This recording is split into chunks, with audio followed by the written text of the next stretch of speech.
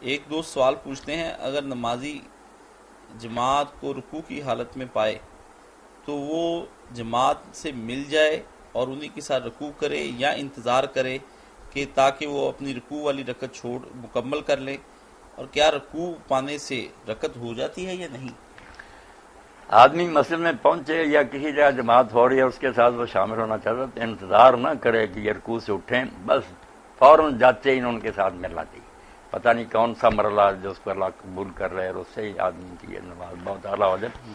جاتے ہی فوراً اللہ اکبر کہیں، رکوع میں چلے جائیں، اور رکوع میں اگر شامل ہو گیا تسلی سے آپ نے رکوع ان کے ساتھ کر لیا تو آپ بالکل مطمئن رہیں کہ آپ کی برکت ہو گئی، دوبارہ پڑھنے کی ضرورت نہیں۔ سورہ فاتحہ پڑھنا لازمی ہے، یعنی وہ کھڑے کھڑے کی بات ہے۔ صحیح۔ کچھ کہتے ہیں جب قیام کی حالت میں ہو تو ساتھ پڑھے، کچھ کہتے ہیں نہ پڑھے، وہ الگ مسئلہ۔